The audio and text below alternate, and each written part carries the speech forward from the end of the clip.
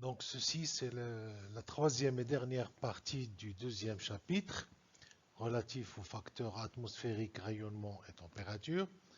Et dans cette partie, on va présenter quelques exemples de l'influence des facteurs rayonnement et température et lumière, et clairement bien sûr, sur les êtres vivants.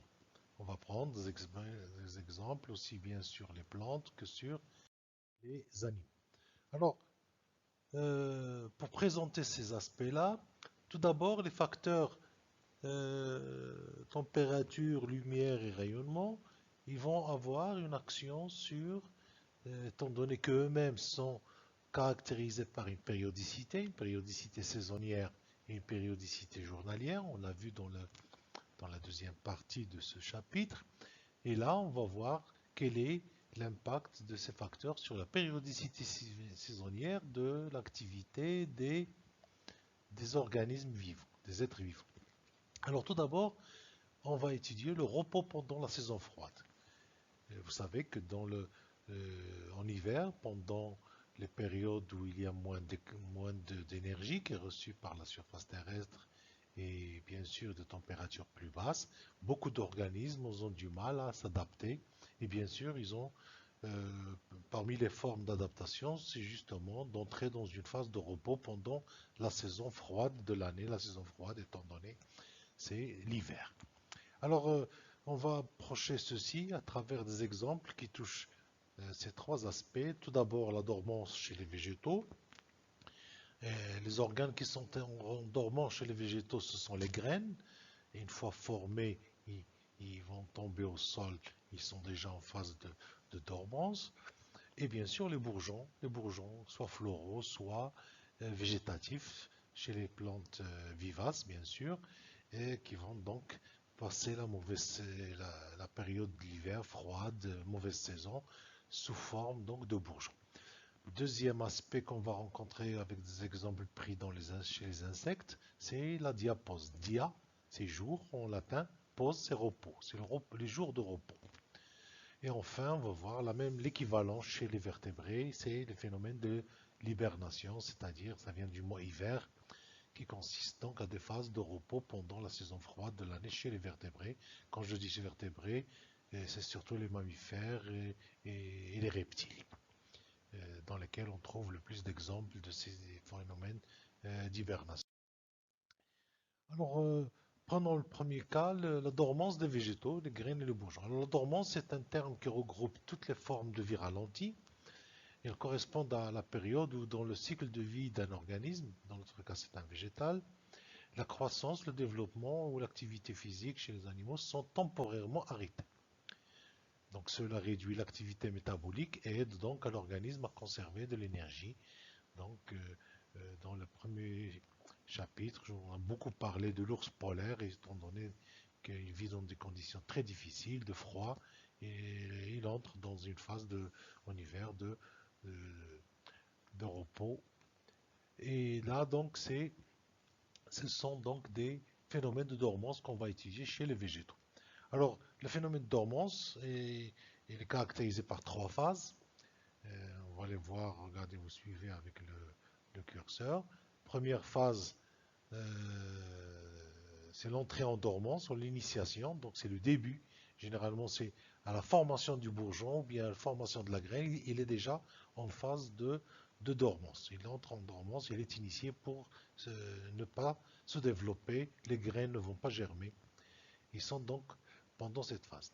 Puis après, vous avez la phase de dormance elle-même, c'est-à-dire la phase où vraiment les plantes vont stopper leur développement, leur cycle de vie.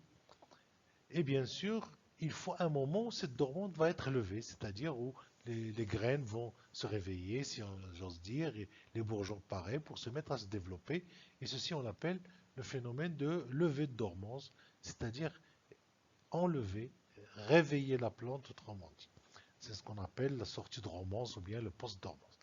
Alors du coup, on va se retrouver dans deux catégories de plantes. Des plantes qui vont plutôt entrer en phase de, de- de dormance pendant les jours longs. L'été, c'est surtout les plantes qui vivent dans les milieux arides, secs, désertiques.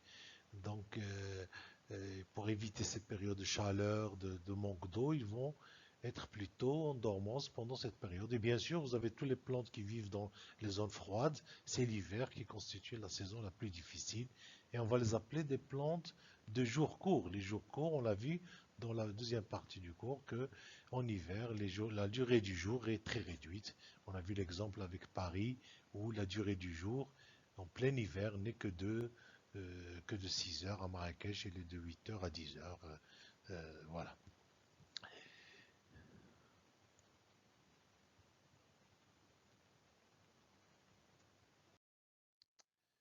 Alors, ce schéma, il représente un petit peu ce cycle. En fonction des pratiques culturelles, vous avez un stock de semences, semencier, c'est les graines dans le sol. Et ces graines, donc, ils sont en phase ralentie, donc ils ne bougent pas.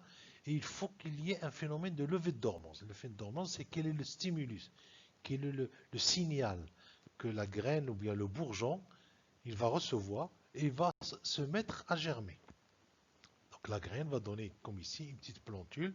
Alors c'est soit les pratiques culturelles, c'est pour les graines par exemple qu'on qu'on va utiliser dans les cultures. Donc on va les arroser, on va les mettre au sol, on va les faire germer. Tout ça c'est des signaux de culture pour les plantes d'agriculture. Mais à l'état naturel, c'est surtout donc les graines, ils sont très sensibles à la température, l'eau et la lumière.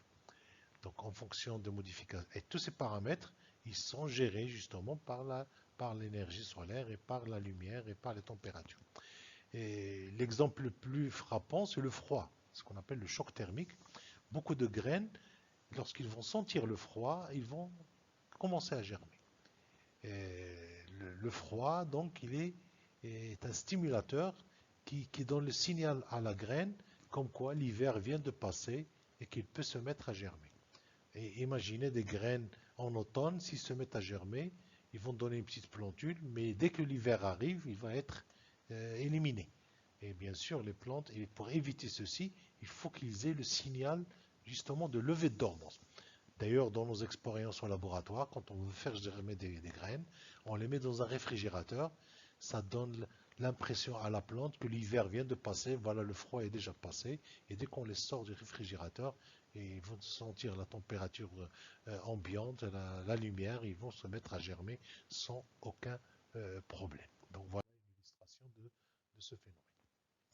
Alors, dans ce cas-là, on va parler de phénomènes qui gèrent donc tous ces aspects de dormance. C'est le photopériodisme, c'est que les plantes qui sont sensibles plutôt à la lumière, donc les facteurs déterminants c'est la lumière, ou bien on va parler de thermopériodisme, le facteur déterminant est la température. Donc les plantes, ils vont être sensibles soit à l'intensité de la lumière, des jours longs, beaucoup de lumière, c'est l'été, ou bien des jours courts, avec très peu de lumière, c'est l'hiver.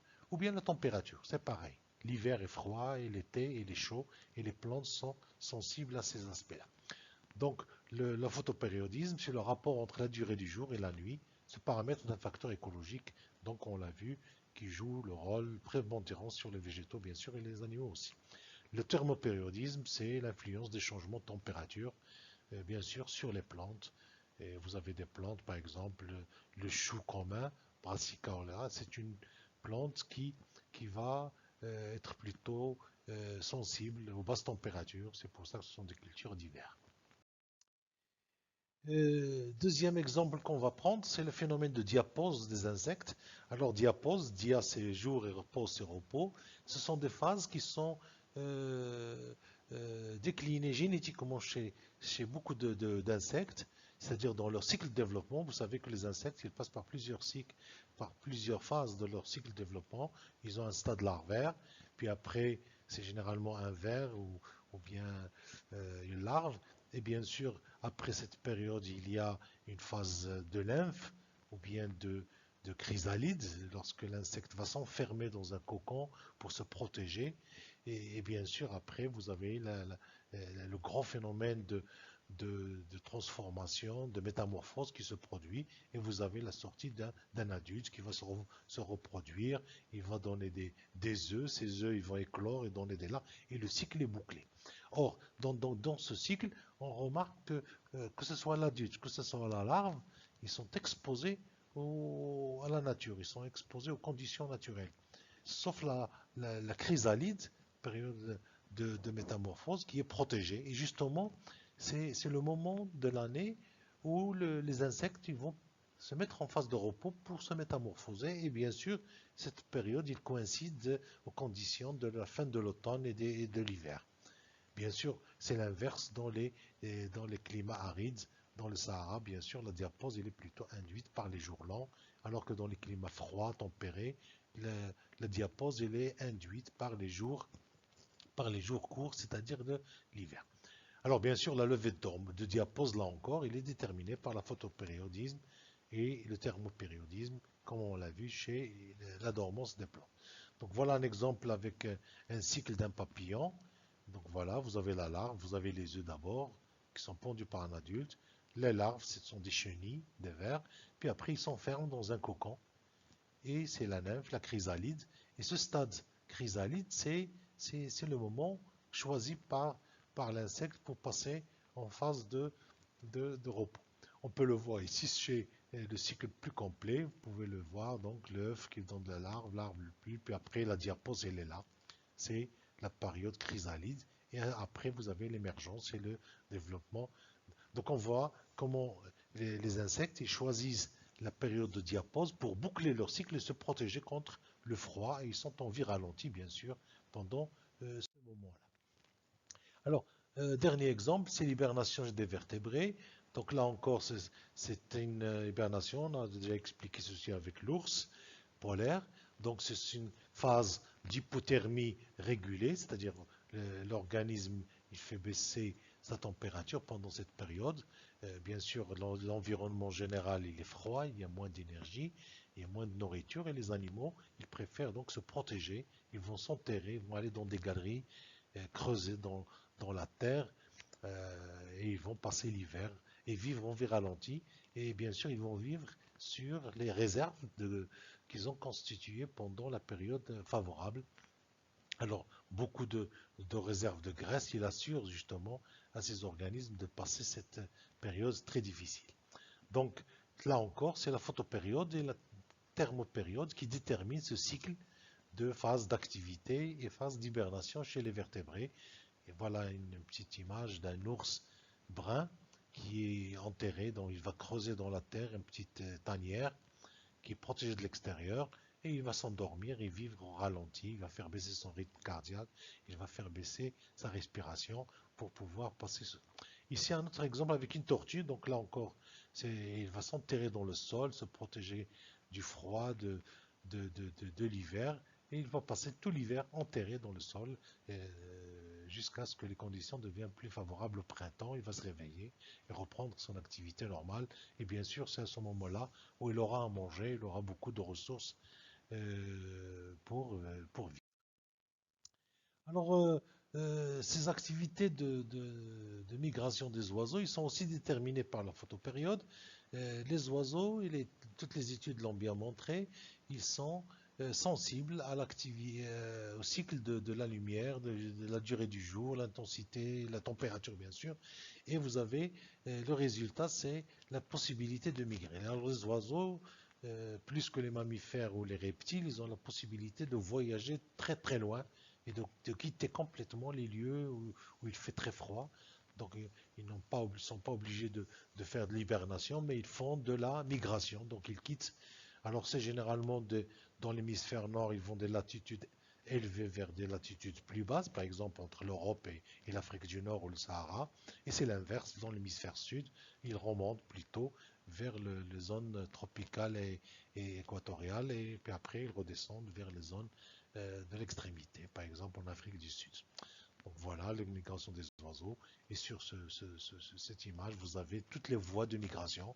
Il y a une migration très importante qui passe justement par l'Espagne, le détroit de Gibraltar et le Maroc pour aller ensuite dans tous les pays africains du Sahel des zones tropicales. Et bien sûr, ils remontent. C'est le cas des hirondelles, c'est le cas des cigognes. On trouve même des rapaces qui voyagent, qui suivent donc ces voies de migration.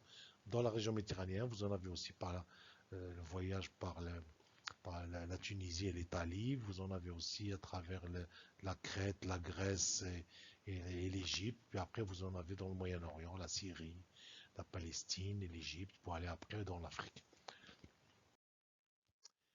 Les mammifères aussi, ils voyagent, mais leur migration est sur de courtes distances.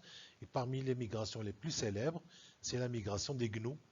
Donc, ce sont des mammifères, des ruminants qui voyagent entre la Tanzanie et le Kenya. Et ils font un circuit de cette façon. Ils voyagent en cherchant bien sûr de nouvelles ressources alimentaires. Et bien sûr, tout ça, c'est déterminé par le climat, par la durée de quantité d'énergie reçue, par la chaleur, par la température et par les ressources alimentaires. Et vous avez aussi des migrations des baleines dans les mers. Et on voit ici les baleines qui migrent pour deux raisons. Soit pour la migration pour la reproduction, soit de la migration pour la nourriture, comme on voit ici. Et on voit comment ils vont aller se nourrir dans des zones près du pôle sud, ou bien ils vont remonter pour la reproduction entre l'Afrique du Sud et le Madagascar. Vous avez donc des zones de migration. Et ces baleines, ils continuent toute l'année, ils voyagent entre ces deux régions. Ce sont des migrations d'octobre à décembre qui permettent d'aller vers le pôle sud, qui est donc à ce moment-là plus froid, plus nourricier. Puis après, ils remontent après pour se reproduire dans ces régions à l'est de l'Afrique. L'action des facteurs température et lumière, ils ont aussi des actions sur l'activité reproductrice des êtres vivants. Et on peut voir le cas ici d'un modèle, c'est le cas du puceron. Le puceron, donc c'est un petit insecte, et il présente deux formes sexuées et parthénogénétiques. Donc vous avez des femelles parthénogénétiques et des femelles sexuées. Bien sûr, la multiplication par parthénogénèse permet aux femelles de se multiplier sans avoir besoin de mâles pour se reproduire, alors que les formes sexuées nécessitent la présence de mâles et de femelles, fécondation, puis après reproduction.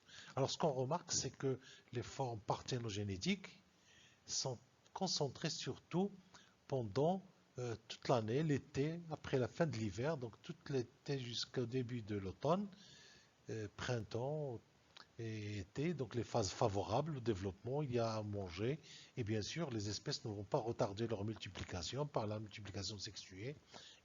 Ce sont des espèces opportunistes qui vont coloniser rapidement le milieu, et bien ils choisissent les formes parthénogénétiques qui sont dominantes. À l'arrivée de l'hiver, de l'automne, où il commence à faire froid, les ressources alimentaires sont de moins importantes, et bien pour contrôler la reproduction, et bien les femelles sont plutôt de forme sexuée, et vous avez plutôt des mâles et des femelles. C'est une multiplication plus lente. Alors du coup, cette multiplication sexuée, elle est pendant les jours courts, et la multiplication parthénogénétique, elle est plutôt en jours lents. Donc on voit bien comment le rythme de température et de la lumière détermine l'activité reproductrice chez le puceron. On peut voir aussi un autre exemple chez le moineau commun, c'est la fréquence de la pente. Donc là, c'est c'est les mois. Vous en avez deux cycles, depuis janvier jusqu'à décembre, puis après on reprend une autre l'année suivante. Et on voit quelle est la concentration des pentes du moineau commun dans l'année. Ici, c'est les zones au milieu 0 à 10 degrés nord et 0 à 10 degrés sud. Donc ici, tout au long, c'est les zones équatoriales. Puis après, au-dessus, c'est les zones tropicales. Puis après, c'est les zones tempérées. Alors, ce qu'on voit, c'est que au-dessus du 40-50e degré, c'est en nord, on est en Europe, les pentes sont très fréquentes au mois de mai, c'est-à-dire c'est le printemps. Donc, le petit schéma ici montre, par exemple, ici, il n'y a pas de pente au mois de janvier. La pente commence au mois de février. Il présente un maximum au mois de mai, puis après, il diminue. Ça correspond au printemps, ça correspond au début de l'été. Puis après, en automne, hiver, il n'y a pas de pente. Puis après, ça reprend de la même façon l'année suivante. Donc on voit bien que le moineau, il cherche à mettre ses pentes pendant le printemps pour que, à l'éclosion, les petits, ils aient à manger. C'est la période la plus favorable. Et ils évitent bien sûr d'avoir des pentes en hiver parce qu'il n'y a rien à manger et les conditions sont très difficiles.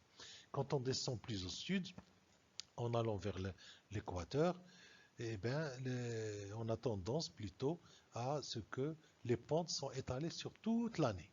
Donc ça commence déjà à apparaître entre le 20e et le 30e degré, mais c'est très étalé dans les régions équatoriales, tout simplement parce que les conditions dans l'année sont toujours les mêmes. Il n'y a pas de différence de saison, d'hiver ou de froid. C'est favorable toute l'année. Et bien, le moineau, il va pondre ses œufs pendant toute l'année. Il n'a pas besoin de choisir une saison mieux que l'autre. Quand on descend plus au sud, ici, les pontes sont concentrées au mois de mai, c'est le printemps. Mais au sud, à ce moment-là, si je prends janvier, c'est l'été. C'est l'été, c'est l'inverse des saisons du nord. Ici, c'est l'hiver, alors qu'ici, c'est l'été. Et bien, là encore, on voit que le moineau, il choisit l'automne, juste avant l'été. C'est le mois d'octobre, novembre. Si c'est le printemps chez nous, c'est l'automne au sud. C'est plutôt le printemps au sud alors que c'est l'automne au nord. Et bien sûr, c'est la même condition climatique ici en fonction si on est dans l'hémisphère nord ou bien on est dans l'hémisphère sud. Là encore, c'est la photopériode, c'est les températures, c'est la nourriture qui détermine l'activité reproductrice chez le moine. Alors l'autre aspect qu'on va étudier, c'est l'intensité de l'activité qui est aussi sous l'influence de la température et de la lumière. On va voir le comportement des animaux. On va voir certains animaux qui vont être diurnes, c'est-à-dire qu'ils sont actifs le jour. C'est le cas des rapaces, par exemple, diurnes, comme l'aigle, le faucon. Donc ils vont chasser le jour, ils sont actifs, et la nuit, ils vont se reposer. Vous allez avoir des animaux qui vont être crépusculaires. Crépuscule, c'est le lever ou le coucher de soleil. Shoroq, ghorob. Donc ces animaux, ils vont être... alors c'est le cas des chauves-souris. Les chauves-souris, ce sont des mammifères, ce ne sont pas des oiseaux, même s'ils volent. Et ils sont actifs au crépuscule, au lever, au coucher de soleil. Et les lièvres aussi. Les lièvres aussi sont actifs pendant les crépuscules. Puis après, vous avez des animaux nocturnes qui sont actifs la nuit, donc ils vont chasser la nuit. Alors c'est des rapaces de nuit, par exemple, les chouettes, les hiboux, comme sur ces images. Et on voit bien comment les animaux ils choisissent le moment de la journée qui leur convient bien pour leur activité. Et ils sont le plus actifs à ce moment-là pour la chasse, pour se nourrir, pour des questions de territoire. Alors, on va voir aussi ces questions d'activité. Sur un exemple sur la migration verticale journalière des femelles de Calamus Fimarchicus, c'est un crustacé copépode. Et on voit que les femelles, donc l'exemple a été étudié entre le 11 et le 12 juillet, donc en plein été, à 16 heures de l'après-midi. Il y a une petite partie de la population, elle est à la surface ici, et une partie, elle est en profondeur, entre 80 et 120 mètres. Donc il y a beaucoup de lumière. À 19 heures, on voit que la population commence à remonter. À 22 heures, il fait déjà nuit. Et là, l'ensemble de la population est là à la surface. Je parle des femelles. Puis après, à 1 heure du matin, ils sont encore à surface. Ils commencent à descendre. À 4 heures du matin, on est en plein été, le jour se lève. Ils sont déjà allés en profondeur. Et on voit bien après, pendant toute la journée, ils restent en profondeur. Et il commence à remonter à partir de 16 heures, c'est-à-dire lorsque le coucher de soleil se rapproche. Donc on voit bien le comportement migratoire de ces femelles. Ils remontent en surface la nuit et ils descendent en profondeur pendant le jour. On a l'impression qu'ils fuient la lumière. Donc leur activité de migration, elle est en fonction donc de l'intensité de la lumière. Alors ça peut être pour plusieurs raisons. Je vais vous en donner deux. La première, c'est qu'ils remontent en surface, ce sont des espèces qui mangent les algues. Pendant la journée, il y aura de la photosynthèse. Donc, à partir du coucher de soleil et la nuit, il y a beaucoup d'algues en surface, produits de la photosynthèse. Et bien, ils vont remonter pour manger. Donc, la raison, c'est une question de nourriture pour se nourrir. Deuxième raison, c'est une question de sécurité. Peut-être que leur prédateur, il est actif le jour, donc ils ont choisi de remonter la nuit. Comme ça, ils évitent les prédateurs qui risquent de les manger. Donc on voit là encore, ils ont adopté un rythme de montée, de descente qui leur convient. On peut examiner aussi l'intensité de l'activité chez les végétaux. C'est le cas pour la photosynthèse. La photosynthèse, on peut l'étudier par le dégagement de CO2 par unité de surface décimètre carré et par heure. Ça nous donne l'intensité. Vous avez utilisé ça en TP. Et on va comparer en fonction de l'éclairement, c'est-à-dire de la lumière. On va comparer deux espèces, le chêne vert et le hêtre. Alors ce qu'on remarque sur le hêtre, c'est qu'il commence déjà sa photosynthèse à partir de 0,1 kilolux.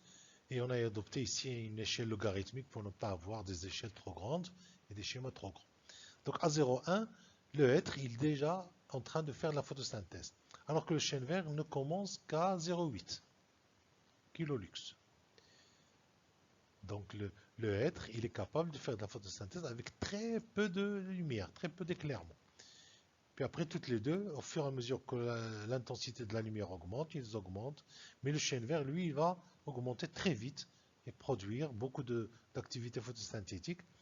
Alors que le hêtre, à un certain moment, on voit ici le plateau, le fléchissement de la courbe et qui devient horizontal. C'est-à-dire même si on augmente l'intensité, le hêtre ne fait plus de photosynthèse.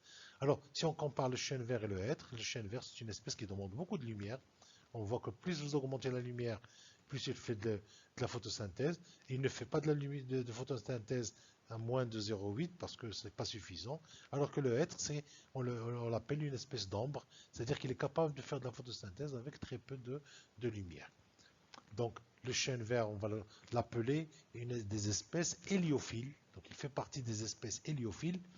Hélios, c'est le soleil. Donc, c'est des espèces qui aiment le soleil, qui aiment la lumière, par opposition avec des espèces dites cyaphiles, c'est-à-dire des espèces qui, qui aiment l'ombre, ou bien on les appelle des espèces d'ombre. Alors, c'est le cas que vous avez ici, par exemple, une petite illustration des plantes héliophiles, c'est les grands arbres. Et les espèces cyaphiles, c'est les plantes qui poussent sous les arbres. On voit bien ici qu'ils sont cyaphiles, sont à l'ombre ici. La lumière, il arrive ici. Et tout ça, ce sont des espèces cyaphiles. Là, à la base, on a fait un petit enregistrement de l'intensité de la lumière sous le couvert. L'activité, on peut la étudier aussi, c'est la vitesse d'incubation de chrysalides. Et là encore, les chrysalides de Tenebrio molitor. Tenebrio molitor, c'est le verre de farine, en arabe le kouz, qui dépend de la température. On voit bien comment, lorsque la température est de 14 degrés, par exemple ici, il lui faut 1000 heures pour passer cette phase de chrysalide.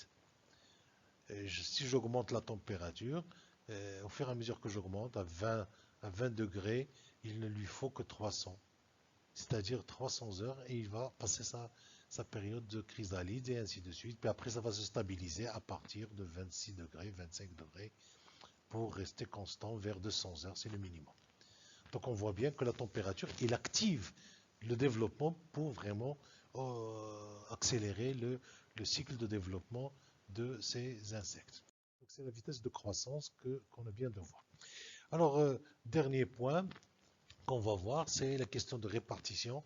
Et là encore, c'est l'action du facteur écologique. Et on a pris l'exemple de la température de la lumière. Ici, on va prendre encore la température pour voir l'influence sur deux espèces de graminées, Erapreox et Bromustectorum. Et on va voir quel est le pourcentage de germination, ou bien le taux de germination. Combien de graines vont germer à une certaine température. Alors, à moins de 5 degrés, le Erapreox, qu'on voit ici, ne germe pas. Donc, il est absent. Alors que Bromistectorum, lui, il est déjà pratiquement entre 90 et 100%. À 5 degrés, il atteint déjà 100%. Puis après, il va avoir un taux de germination de 100% qui ne diminue qu'après 25 degrés. Alors que Erapreox, il commence à 5%, à 5 degrés, donc il commence, et à 10 degrés, il atteint déjà 80% sans jamais atteindre 100%. Et si j'augmente la température, ça va diminuer jusqu'à 25 degrés. Et au-delà de 25 degrés, l'espèce est éliminée, il ne peut plus germer. Donc l'espèce, elle est conditionnée entre 5 et 25 degrés pour Erapreox, alors que Bromistectorum est pratiquement présente des taux très élevés de germination. Alors, quelle est la conséquence sur la répartition de ces deux espèces? C'est que premièrement, Bromistectorum, est une espèce qui peut être présente dans une large gamme de températures. On l'a vu dans la première fois, le premier chapitre, on peut le classer comme étant une espèce Euryès. Alors que Erapreox, il est limité entre 5 et 25 degrés, il est éliminé des deux autres côtés, donc c'est une espèce plutôt sténoïdeuse, sténotherme. Pour la première, il est eurytherme si on veut parler du deux, donc espèce eurytherme pour Bromistectorum et espèce sténotherme pour Erapreox. Donc la répartition de ces deux espèces, il est déterminé justement par leur capacité, et c'est le facteur température qui va régler la répartition de ces deux espèces. Alors, dernier point, une discipline ici est la biogéographie. La biogéographie, c'est une discipline de l'écologie qui étudie la répartition géographique des espèces, essentiellement avec la température.